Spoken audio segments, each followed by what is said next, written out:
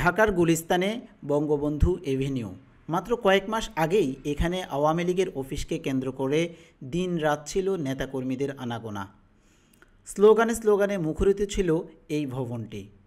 2024 সালের জুলাই আগস্টে ছাত্র শ্রমিক জনতার 36 দিনের তীব্র আন্দোলনে ভেঙে চুরমার হয়ে যায় 16 বছরের স্বৈরশাসক শেখ হাসিনার মসনদ। জনতার ক্ষোভ থেকে রেহাই পায়নি এই ভবনটিও। ক্ষোভের অনলে পড়ে যাওয়া এই ভবনের মতোই আওয়ামী লীগের অবস্থাও বিপর্যস্ত। এমনকি আওয়ামী লীগের রাজনীতি নিষিদ্ধ করা নিয়ে সরগরম রাজনৈতিক অঙ্গন।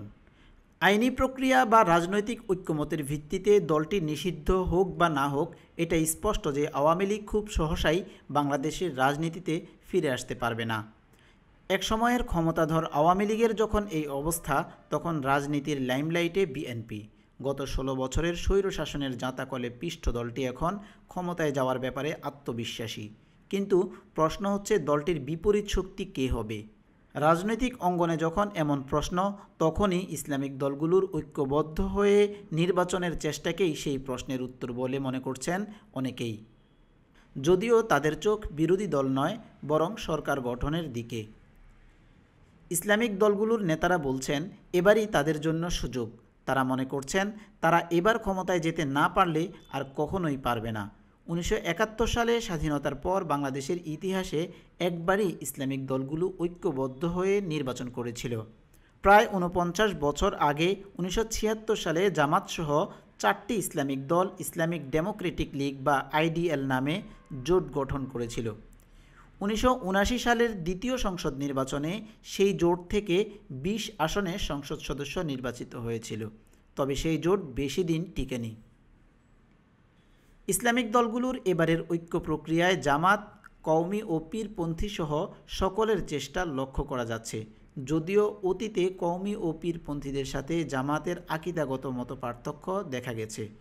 তবে ক্ষমতায় যাওয়ার জন্য রাজনৈতিক ঐক্য গড়তে আকীদাগত মতপার্থক্যের বিষয়টিকে বড় করে দেখছেন না খেলাফতে মজলিসের নেতা মাওলানা মামুনুল হক। বাংলাদেশে ইসলামিক দলগুলোর মধ্যে রাজনৈতিক মাঠে ভালো অবস্থানে আছে জামায়াতে ইসলামী বাংলাদেশ। এর বাহিরে গেল কয়েক বছর ধরে মাঠের কর্মসূচি এবং বৈষম্য বিরোধী আন্দোলনে সক্রিয় অংশগ্রহণের মাধ্যমে আলোচনায় আছে ইসলামী আন্দোলন বাংলাদেশ। বৈষম্যহীন বাংলাদেশ গড়ে তোলা পর্যন্ত আপনারা কি একই লড়াই করার জন্য প্রস্তুত আছেন?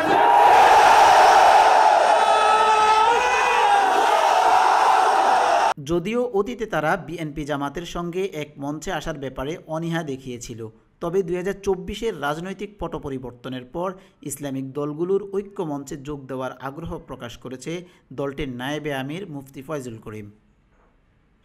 ইসলামিক দলগুলোর নেতারা বলছেন, ক্ষমতায় যাওয়ার জন্য জনসমর্থন তাদের রয়েছে, তবে সেটা না হলেও অন্তত বিরোধী দলে থেকেও ক্ষমতার বিকল্প শক্তি হবে তারা। তবে রাজনৈতিক বিশেষজ্ঞরা মনে করছেন, ইসলামিক দলগুলোর ভোট হয়তোবা আগের তুলনায় বেড়েছে, তবে তা বিএনপিকে চ্যালেঞ্জ করার মতো নয়। ইতিহাস পর্যালোচনা করেও দেখা যায়, ইসলামিক দলগুলোর ওয়াজ মাহফিলে যতটা উচ্ছ্বাসিত মানুষ দেখা যায়, ভোটের অঙ্কে ততটা দেখা যায় না। এর মধ্যে সম্ভাব্য জোটে নেতৃত্ব কে দিবেন সে প্রশ্নও রয়েছে রাজনৈতিক অঙ্গনে। তবে পূর্বের ভোটের অঙ্ক যেটাই হোক, নতুন পরিস্থিতিতে সেটা পাল্টে দেওয়ার সময় এসেছে বলে মনে করছেন ইসলামিক নেতারা। সেক্ষেত্রে নেতৃত্ব নিয়ে সংকট দেখছেন না তারা। আগামী নির্বাচন নিয়ে ইসলামিক দলগুলো আশাবাদী, তবে নির্বাচন কবে হবে সেটা এখনও চূড়ান্ত করেনি অন্তর্বর্তী সরকার। অল্প কিছু সংস্কার করে ভোটার তালিকা নির্ভুলভাবে তৈরি করার ভিত্তিতে নির্বাচন সম্পন্ন করতে হয়, তাহলে 2025 সালের শেষের দিকে নির্বাচন অনুষ্ঠান হয়তো সম্ভব হবে। যদি নির্বাচনী মাঠে আওয়ামী লীগ ফিরে আসার সুযোগ পায়, তখন ইসলামিক ঐক্যের পরিবর্তে বিএনপির সঙ্গে বৃহত্তর জোট গঠনের পথও খোলা রাখতে চায় দলগুলো। ফলে 1976 সালের মতো ইসলামিক দলগুলো ঐক্যবদ্ধ হবে কিনা সেটা চূড়ান্তভাবে বোঝা যাবে নির্বাচনী রোডম্যাপ ঘোষণার পর। HF Mohiuddin, the whole media.